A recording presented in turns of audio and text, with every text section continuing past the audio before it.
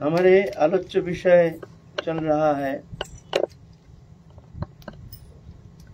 नित्यानंद प्रभु के अभिन्न तनु माता जानवा ठाकुरानी के जीवन चरित्र संबंध में किंचित दिग्दर्शन करने का प्रयत्न करेंगे।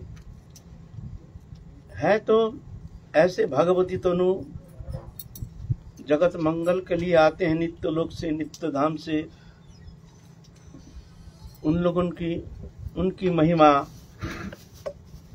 ये भाषा के अगम्य है। भाषा के द्वारा किंचित दिग्दर्शन किया जा सकता है, शाखा चंद्रनय दिग्दर्शन। वास्तव में वो अगम्य है, देखने में प्राकृतिक लगता है, जैसे साधारण मनुष्योचित व्यवहार जो भगवत पार्षद जब आते हैं लोक कल्याण के लिए, भगवान जब आते हैं युग युग में, उनकी जीवन धारा देखने में आता है जैसे साधारण मनुष्य जैसे, लेकिन साधारण नहीं। तो लोकातीत, इंद्रियातीत, गुणातीत, त्रिगुणातीत, वो लीलामय, देखने में प्राकृतिक। जैसे राधा कृष्ण लीला सुनने में लगता है जैसे प्राकृत, जैसे प्रकृति जातो जैसे क्रियाकर्मों जो है, आहार निद्रा आदि जो है, ये ऐसे ही दिखने में लगता है, लेकिन ऐसा नहीं। मायाबद्ध जीव प्रकृति से जो संबंध के कारण, आत्मविस्मृति के कारण, संसार चक्र में प्रकृति जात एक शरीर में तदात्म होकर के, शरीर के द्वारा प्रकृति के गुण समूह शब्द स्पर्श रूप रस गंध ये भोग रहे हैं। वास्तव में भोगता भी नहीं, आत्मा भोगता भी नहीं, वो मानते हैं हम भोग रहे हैं। जैसे स्वप्न में हमको सुख दुख हर्ष विषाद भोग विलास आदि बहुत कुछ आता है, दिखने में आता है, और उसका आस्वादन भी होता है, लेकिन वास्तव में वो अस्तित्वहीन। वहां को ना शरीर है ना संसार है। स्वप्न जगत में हम एक कल्पना के द्वारा शरीर रचना करके प्रकृति के साथ खेलते हैं। स्वप्न जगत में, मनोजगत में मन के द्वारा संसार कल्पना कर लेते हैं, और मन के द्वारा एक शरीर कल्पना करके उसको सत्य आरोप कर लेते हैं। स्वप्न जगत में सत्य आरोप करके उस स्वप्न जगत के जो प्रकृति जात जो सुख दुख हर्ष विषाद जो भी अवस्था होती है, उसको सत्य मानने के कारण हम तो सोए हुए हैं, लेकिन सोए हुए शरीर विकारित होता है, विकार प्राप्त हो रहा है। स्वप्न जगत का सुख दुख उसमें आरोपित हो रहा है, लेकिन वहां ना संसार है ना शरीर है। तो वो विकार क्यों होता है? ना उसको सत्य मानने के कारण। स्वप्न में भी वो सत्य आरोप कर लेता है। आरोप करने का कारण भय होता है, विकार होता है। वो विकार की क्रिया वो सोया हुआ शरीर के ऊपर क्रिया देखने में आता है।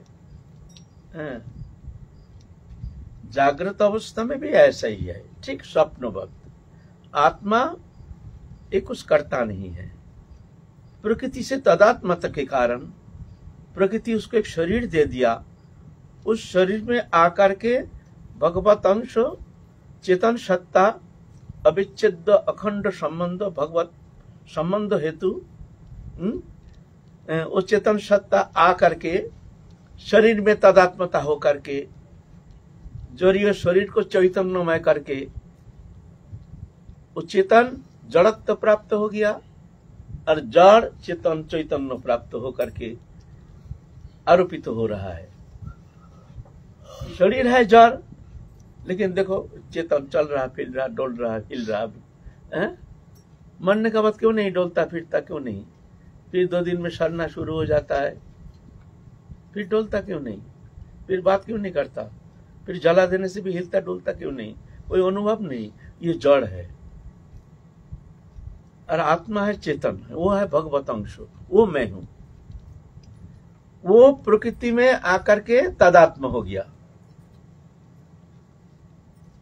हम पहले भी कहे हैं, जैसे लोहा अग्नि में जला करके लाल हो जाता है, लोहा अग्नि अलग पदार्थ होते हुए भी लोहा अग्नित्व प्राप्त हो जाता है लोहा जड़ है? लेकिन लाल हो जाता है। अब लोहा अग्नित्व प्राप्त हो करके लाल एकीभूत हो जाता है, लोहा के द्वारा तुम जला दो। ऐसे ही जड़ शरीर चेतन अनुप्रवेश करके उसमें तादात्म्य हो करके प्रकृति को मान लिया मैं हूं, शरीर को मान लिया मैं, और शरीर जड़ शरीर चैतन्य प्राप्त हो करके सक्रिय हो गया है। लेकिन है भ्रम, मिथ्या। न शरीर मैं हूं, न शरीर संबंधी वस्तु मेरा है। मैं राधा रानी को हूं, राधा रानी मेरी है। ये भ्रम दूर करना है, यही है साधना। साधना क्या है? ये भ्रम को मिटाना है। मिटाने के लिए जो प्रक्रिया है वो प्रक्रिया ही उत्तम है। जिस प्रक्रिया के द्वारा हमारे भ्रम दूर होता है वो उत्तम प्रक्रिया है।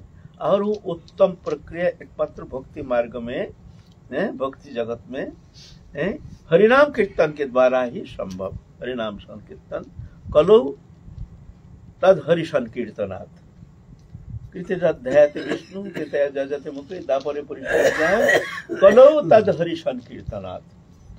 तो जड़ जगत में हम जो सुख दुख हर्ष विषाद जो भी अवस्था प्राप्त हो रहे हैं, ये पूरा भ्रम, मिथ्या। इसका सत्य आरोप हेतु हम विकारित हो रहे हैं। ये सर्वथा मिथ्या और दुखदायी है।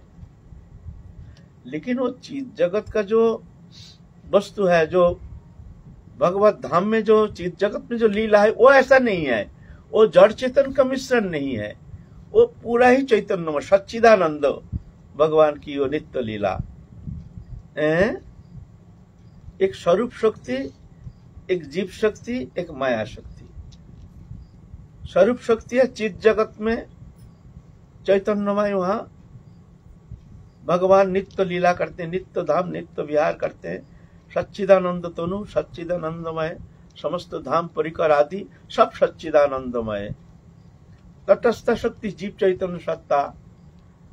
और ये प्रकृति जात शरीर, शरीर संबंधी दृश्यमान जागतिक वस्तु पदार्थ, ये है माया। प्रकृति, प्रकृति किसे कहते हैं? भूमि अपौनलो वायु खंग मनोबुद्धि रेवच अहंकारं इत्यंग में भिन्न प्रकृति अष्टधा। ये अष्टधा प्रकृति है और आत्मा चेतन है जो अनुभव करता है। तो ये भ्रम जब तक नहीं मिटता है तब तक जाकर के उसको संसार चक्र से मुक्ति नहीं, ऐसे ही घूमता रहेगा।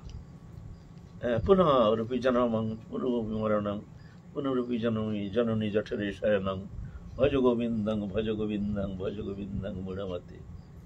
ये भ्रम को मिटाना है। ये अंधकार है, वो रोशनी है। ये बंधन है, वो मुक्ति है। ये दुखदायी है, वो परम आनंददायिनी है।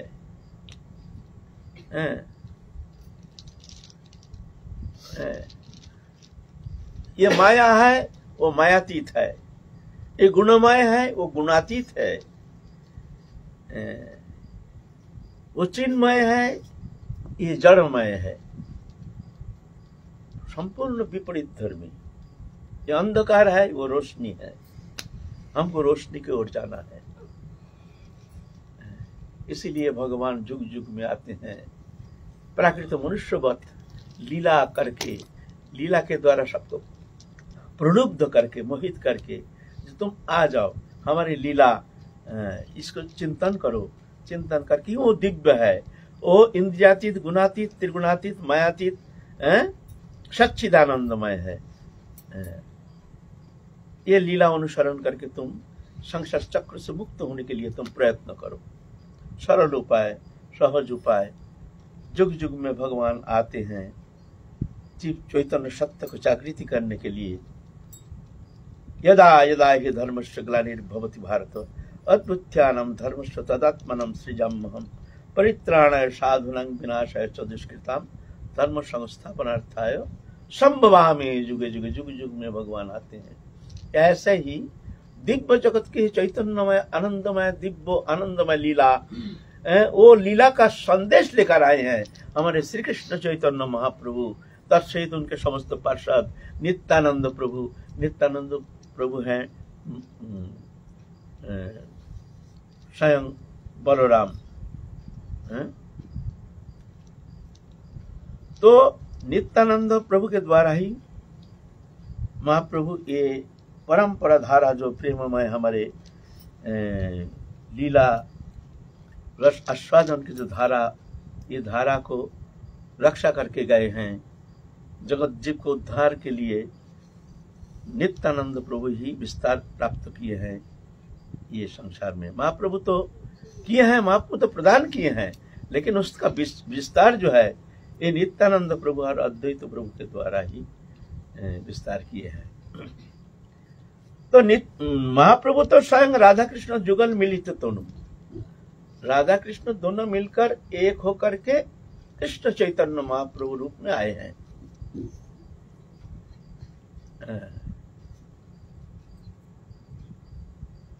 करुणावतीर्ण कलौ समर्पयत उन्नत उज्जवल रसं सबक्ति श्रियम। उन्नत उज्जवल रस जगत जीव कभी जानते नहीं थे। उस उन्नत उज्जवल रस को प्रदान करने के लिए महाप्रभु करुणा अवतीर्ण कलौ, करुणा दयार्द चित्त होकर के कलियुग में आए हैं। समर्पित उन्नत उज्जवल रसा, समर्पण किए हैं उन्नत उज्जवल रस। तो ये रस ये कौन दे सकते हैं? ये तो दे सकते हैं जिसका जो वस्तु है वही तो दे सकते हैं ना। ये उन्नत उज्जवल रस ये कौन दे सकते हैं?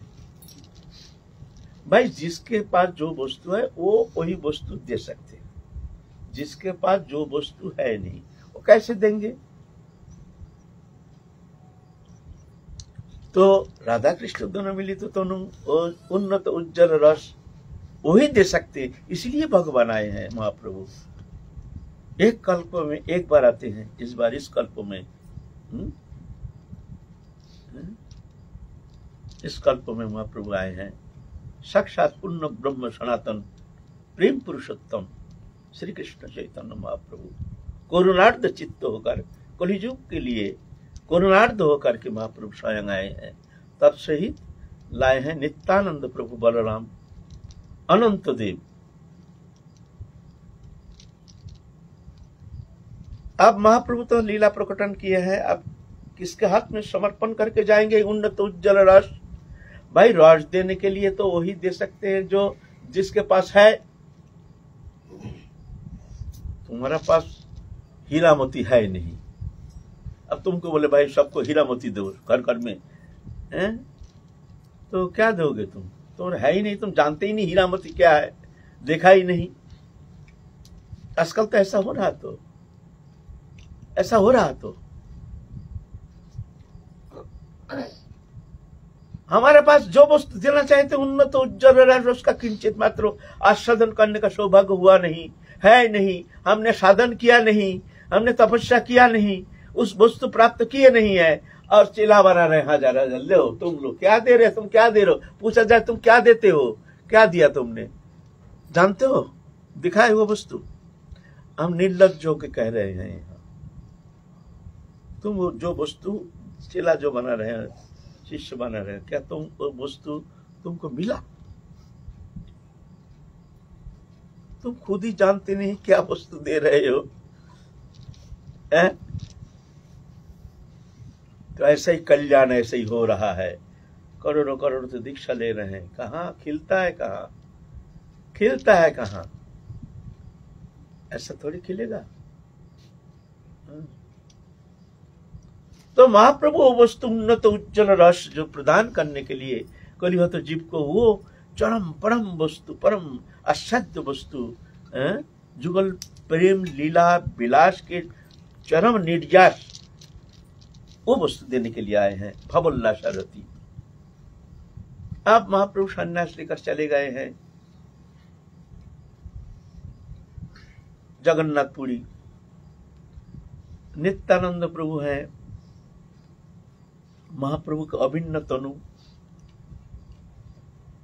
अब नित्यानंद प्रभु तो सन्यास लेकर के, पहले तो सन्यास अवधूत बन करके आए हैं, तो लीला आप लोग तो श्रवण किए हैं, विस्तार वर्णन करने का कोई आवश्यकता है नहीं। फिर नित्यानंद प्रभु चाहते हैं हम महाप्रभु के साथ साथ हम भ्रमण करेंगे, परम आनंद में हम पर्यटन करेंगे, महाप्रभु के साथ रह करके आनंद लीला में निमग्न हो जाएंगे।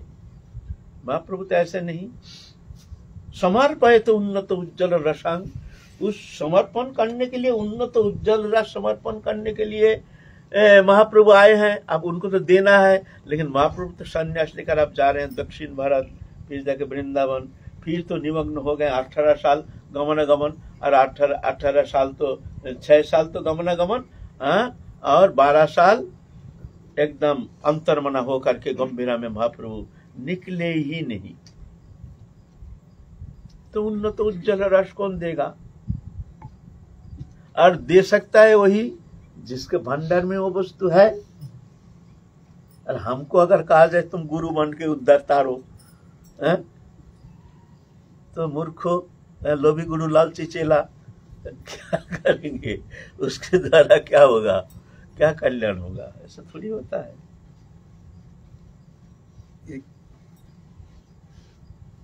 क्या गुरु विषय में बहुत सारी जिज्ञासाएं हैं। गुरु विषय आलोचना करेंगे आज हमारे माता जानवा विषय में ना जी आलोचना कर रहे हैं। तो नित्यानंद प्रभु गए हैं जगन्नाथपुरी में, महाप्रभु जगन्नाथपुरी में विराजमान है। आप महाप्रभु देखते हैं हमारे जो प्रेम, जो वस्तु हम प्रदान करने के लिए आए हैं, ये देने के लिए तो एकमात्र कौन भंडारी कौन है? नित्यानंद प्रभु एकमात्र ये प्रेम की भंडारी है। तो नित्यानंद प्रभु ही दे सकते हैं।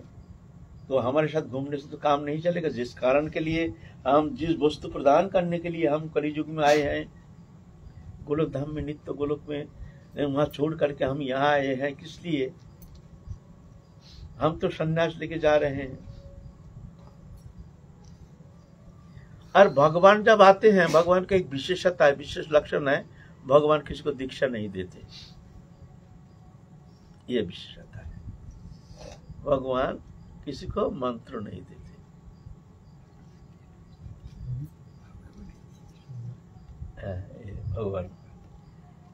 भगवान शिष्य बनाते नहीं भगवान।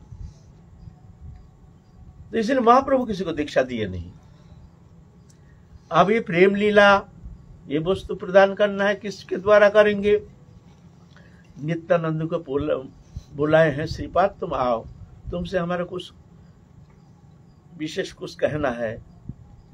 नित्यानंद प्रभु को लेकर के एकांत में खूब समझा रहे हैं, श्रीपाद देखो दुखी नहीं होना, हमारे ये जो प्रेम, जो वस्तु हम कलियुग को कृपा पूर्वक हम प्रदान करने के लिए आए हैं, अगर हम भी चले जाएंगे ऐसे, तुम भी चले जाओगे आनंद लीला में निमग्न होकर, अंतर्दशा में तुम भी चले जाओगे, तो ये कलियुग को कौन ये वस्तु प्रदान करेगा?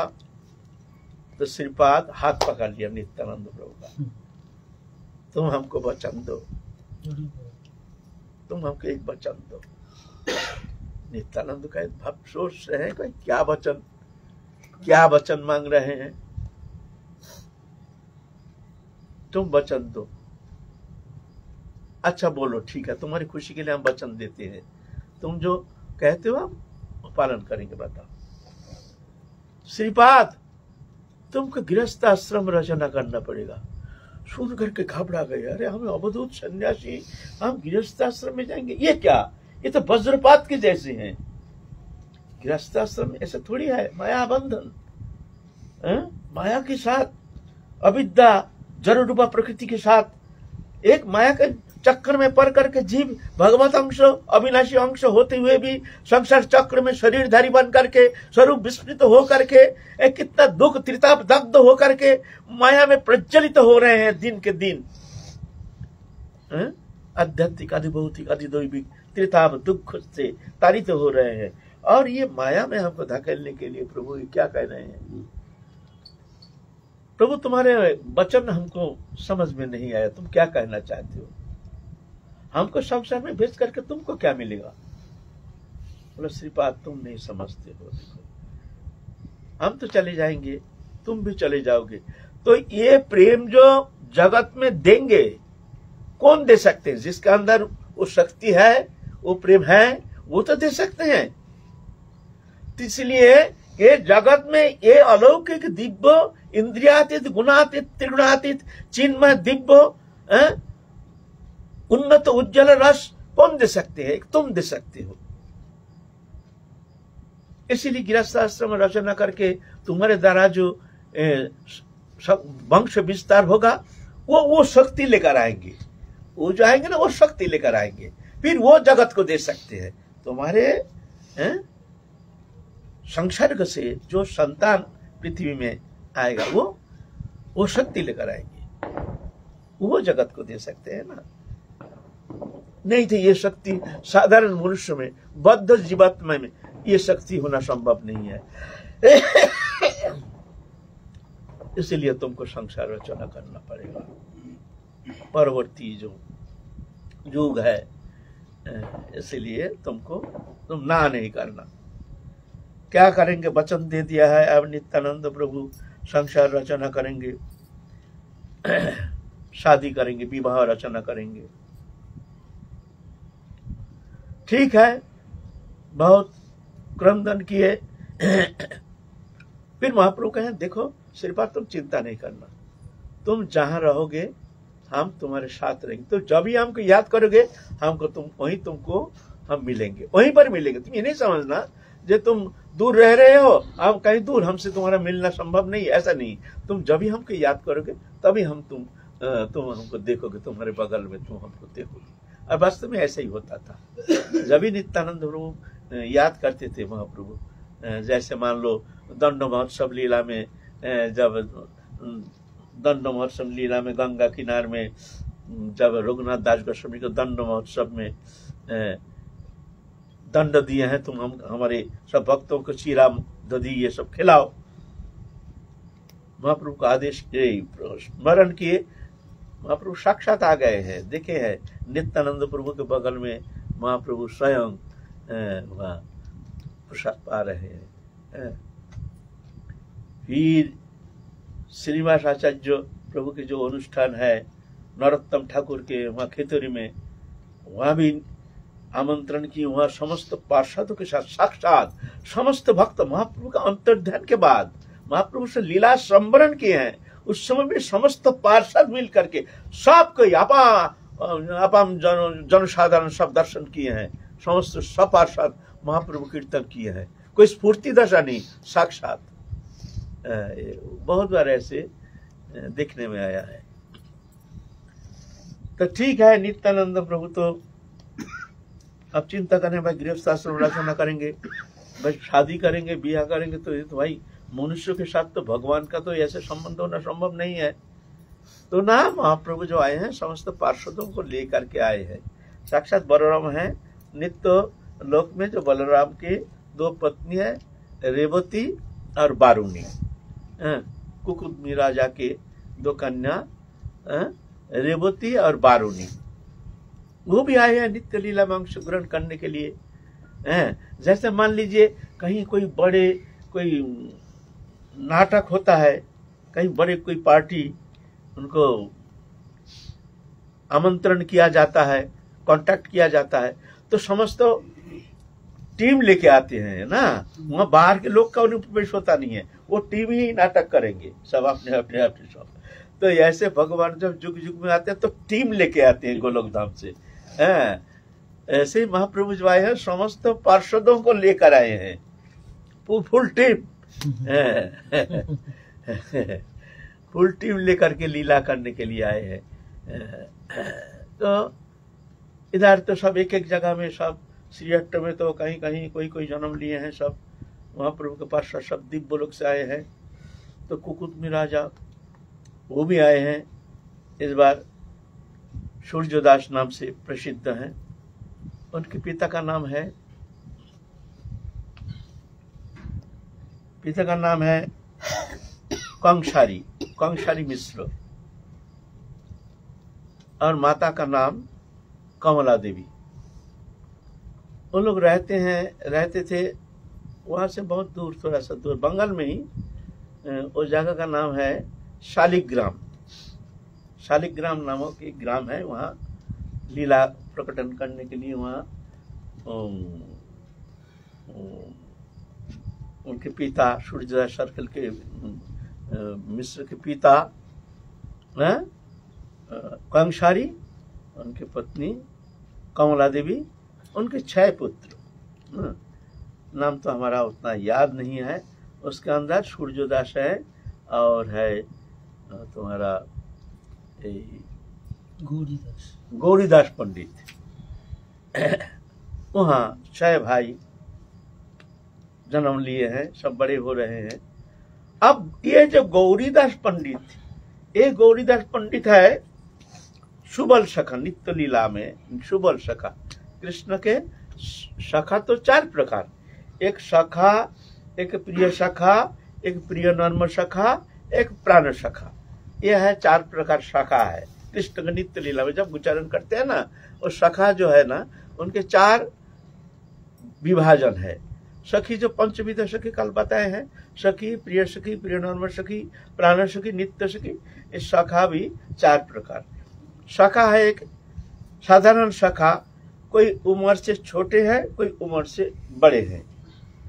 ग्वारिया है ना, कोई बड़े बड़े हैं, वो भी तू मैं करती, ये नहीं भैया नहीं, सब तू उम्र से 20 साल बड़े हैं फिर भी तू ही, ऐसे है। तो कृष्ण से उम्र से बड़े और कृष्ण से उम्र से जो छोटे हैं, यह है साधारण सखा।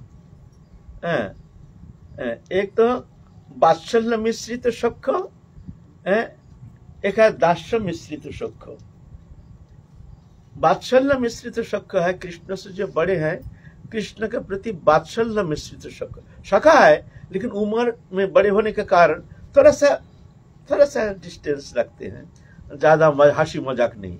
जैसे सम उम्र के साथ के जो मजाक किया जाता है, ऐसे जो बड़ी उम्र है ऐसा मजाक नहीं, मजाक तो करते हैं, ऐसा नहीं। तो बड़े जो है उनके कृष्ण के प्रति वात्सल्य मिश्रित सख, कुछ वात्सल्य भाव है। और कृष्ण से जो छोटे उम्र के हैं, उसके है कृष्ण के प्रति दास्य मिश्रित सख। दास भावना जैसे प्रबल है, लेकिन सखा है, यह है साधारण सखा।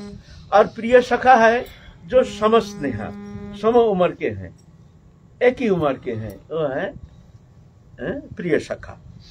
और प्रिय नर्म सखा, उसके अंदर जो प्रिय है, जो हर समय उठते हैं बैठते हैं, अपना कुछ अलग ही उनके ऐसा होता है ना। फ्रेंड सर्कल में भी ऐसा देखा जाता है।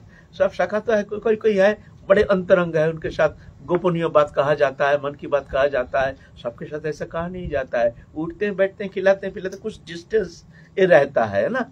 तो यह प्रिय नर्म सखा, यह श्रीदाम सुदाम दाम वसुदाम मधुमंगल आदि स्तोक कृष्ण आदि है, यह प्रिय नर्म सखा। और प्राण सखा है सुबल सखा। सुबल जो है ये प्राण सखा, माने ये और भी गोपनीय, माने पत्रालाप करते हैं, जो राधा रानी के साथ पत्र देना है, पत्र वाहक रूप में ये सुबल सखा जाते हैं।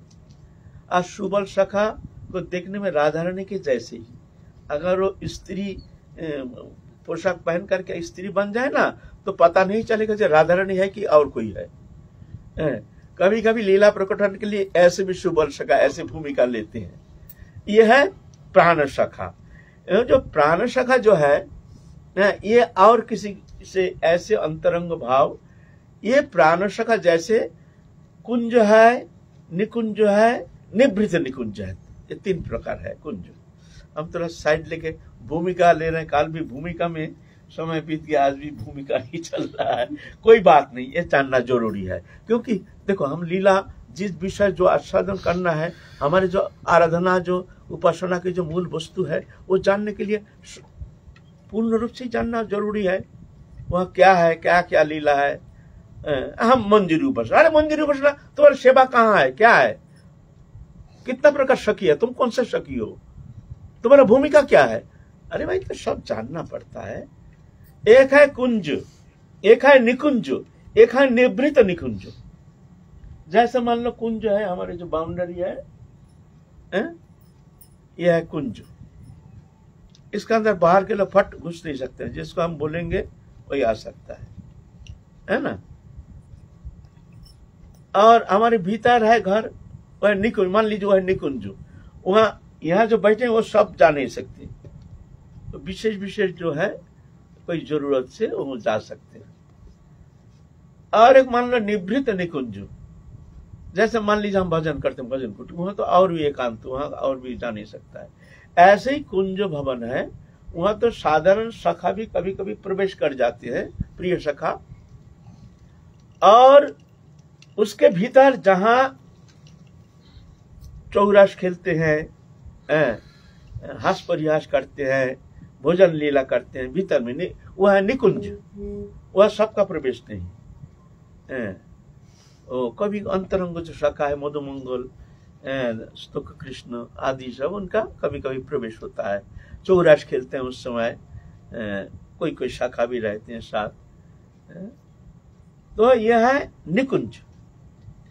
और जहां राधा कृष्ण निवृत्त निकुंज में जहां पर एकांत विलास निमग्न रहते हैं, वह निवृत्त निकुंज, वह किसी का अधिकार नहीं है जाना। सखी अपने प्रिय सखी, प्रिय सबके अधिकार है नहीं। प्रिय नर्म सखी जो है प्रधाना, ललिता विशाखा चित्रा इंदुलेखा चंपकलता रंग देवी तुंग विद्या सुदेवी, अष्ट प्रधाना प्रिय नर्म सखी, इनका भी भीतर तक जा करके जब शयनागार में जुगल किशोर जब शयन करते हैं, वहां तक उनको सुला करके अपने अपने कुंज में चली जाते हैं। वहां पर ये जो मंजरी है, इनका अनुप्रवेश है, वो उस समय वही विद्यमान रहते हैं। पसीना में लथपथ हो रहे हैं तो पंखा कर रहे हैं। बहुत सारे जब निवृत्त विलास में रहते हैं, उस समय भी बहुत सारी उनकी भूमिका रहती है। वो बहुत ही अति गोपनीय, वो सबका चिंतन करने का भी अधिकार है ही नहीं। क्यों? साधारण मनुष्य प्राकृत बुद्धि संपन्न, अध्यात्म बुद्धि संपन्न मनुष्य के लिए चाहे वो भजन लिए हैं, लेकिन वो उतना दूर उनके अनुप्रवेश का अधिकार है नहीं।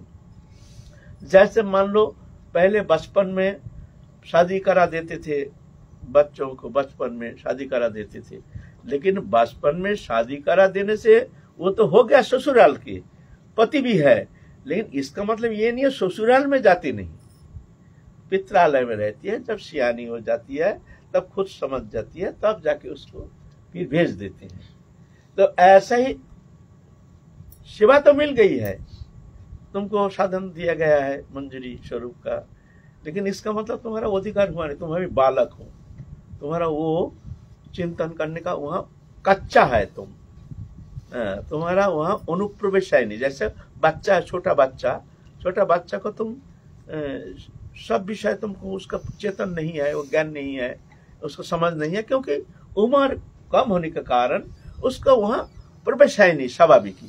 ऐसा ही साधक अवस्था में भी हमारे उम्र हो गया, दाढ़ी पक गया, लेकिन इसका मतलब हमारा प्रवेश है नहीं। प्रवेश परिपक्वता तभी होती है जब जाके ये शरीर का बोध नष्ट हो जाता है, जब जाके वो चिन्मय स्वरूप का स्फूर्ति होती है, जब तक पुरुष अभिमान रहता है, तब तक जाकर के उस लीला, उस निवृत्त निकुंज सेवा चिंतन करने का उसका अधिकार है नहीं।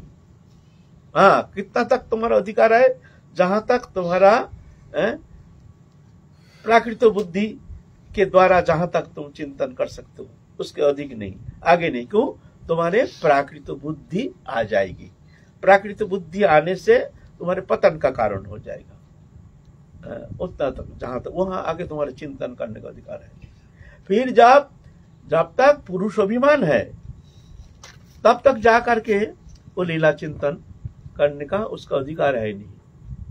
पुरुष अभिमान लेकर के तो राधा रानी के श्रीअंग की तरफ दर्शन करने का भी मैं कहता हूं उसका ठीक ठीक अधिकार हुआ नहीं है। पुरुष अभिमान लेकर के अगर तुम देखोगे वहां तो सहचरी स्वरूप स्त्री अभिमान। बोला हम पुरुष है, हम स्त्री कैसे चिंतन करेंगे? अरे तुम पुरुष कहाँ के हो? जीव सा प्रकृति है। अपरिमित स्तन्यं प्रकृति विद्धि में परम जीवभूतं महाबाहो जयदं धार्यति जगत। जीव चैतन्य सत्य सब प्रकृति है। तुम हम ये जो स्त्री पुरुष जो है ये शरीर का भेद है, आत्मा जीव चैतन्य सत्ता है, ये सब प्रकृति है और पुरुष नहीं है। हाँ, पुरुष एक शरीर प्राप्त होने के कारण अहंकार के कारण पुरुष अभिमानी, और जो स्त्री शरीर प्राप्त हो गया वो स्त्री अभिमानी। और स्त्री अभिमान जाता नहीं, हमारे पुरुष अभिमान जाता नहीं। वो स्त्री मर करके मरने के बाद वो पुरुष हो सकता है, तुम भी मर करके कभी स्त्री बन सकते हो। इसीलिए मूल तो जीव चैतन्य सत्ता तो प्रकृति है, लेकिन पुरुष अभिमान शरीर पुरुष होने का कारण, पुरुष अभिमान प्रबल होने का कारण हम वो चिंतन करने का हमारे अधिकार हमारे बहुत कम है। जो स्फूर्ति दशा प्राप्ति होती है, जो चिंतन करते करते भगवत कृपा से राधा रानी के चरण में समर्पित होकर के भगवत चिंतन करते करते जब वो इस स्वरूप का स्फुरन होता है, जो ना मैं शरीर नहीं, शरीर संबंधी वस्तु मेरा नहीं, मैं इसके अतीत, मैं दिव्य आनंदमय चिन्मय राधा रानी के सहचरी हूँ, इस भाव आती है, तब जाके वो ऑटोमेटिकली उसका अधिकार हो जाता है। ऐसे है निवृत्ति निकुंज सेवा, है ना। तो ये निवृत्त निकुंज सेवा जो है ये है हमारे मंजरी सेवा उपासना के मूल प्राण केंद्र है ना। स्त्री लोगों के लिए भी मंजरी उपासना बहुत कठिन हो जाता है, पुरुष के लिए भी कठिन है। अब प्रसंग में कर रहे हैं, हम भूमिका में जा रहे हैं, भूमिका चल रहा है हमारा। आएंगे मंजरी बाब उपासना जो प्रदान किए हैं हमारे नित्यानंद प्रभु, उस विषय में जाएंगे। तो स्पष्टीकरण के लिए हमारे समस्त विषय को स्पष्टीकरण करने के लिए हमको ही भूमिका संबंध में आलोचना करना चाहिए, है ना। पुरुष के लिए मंजरी भाव उपासना कठिन है, इसलिए पुरुष और पुरुष अभिमान रहने के कारण स्त्री स्वरूप चिंतन करना बहुत कठिन हो जाता है। वहाँ एक बालिका स्वरूप है, नाम रूप वर्ण वस्त्र अलंकार सेवा कुंज स्थिति, ये सब है गुरु प्रदत्त, मुश्किल हो जाता है। और स्त्रियों के लिए कठिन है मंजरी स्वरूप उपासना, क्यों ये राधा स्नेहाधिका तो है ना, लेकिन क्या होता है स्त्री शरीर होने के कारण कृष्ण में ज्यादा आकर्षित हो जाती है। तो उपासना करते हैं ना, राधा रानी से कृष्ण को ज्यादा अच्छा लगने लगता है, और लार प्यार धीरे धीरे कृष्ण के प्रति होती है सेवा करना। और कृष्ण भी ऐसे छलिया है ना, राधा रानी के पास थोड़ी जाने देंगे, ऐसे रंग ढंग दिखाएंगे। जब थोड़ा सा भजन करना शुरू कर देंगे फिर जाके ऑटोमेटिकली आकर्षित होकर के कृष्ण स्नेहाधिका बन जाती है। कृष्ण बोलते राधा रानी कहते तुम देखो तुम्हारी सखी देखेंगे पक्का सखी कौन है, वो वो अच्छा लगेगा ही नहीं, सोती रहती है तो कृष्ण उठती है कृष्ण। अरे राधा रानी के चिंतन करना है ना, वो स्त्री अभिमानी होने के कारण वहां वही कृष्ण स्वाभाविक अच्छा लगता है, तो मुश्किल हो जाता है। वहां राधा स्नेहाधिका, कृष्ण नहीं, कृष्ण से प्रेम नहीं, उतना प्रेम नहीं। मोर प्राणेश्वरी राधा वृंदावनेश्वरी तार प्राणनाथ बोली भोजी गिरिधारी। हम गिरिधारी क्यों भजन करते हैं? हमारे राधा रानी के प्राणेश्वर कृष्ण है इसलिए, नहीं तो ऐसा थोड़ी है। कृष्ण से हमारा क्या लेना देना है? राधा स्नेहाधिकार तो वहां कठिन हो जाता है। कृष्ण को अतिक्रमण करके राधा रानी के प्यार में निमग्न हो जाना कठिन बात है।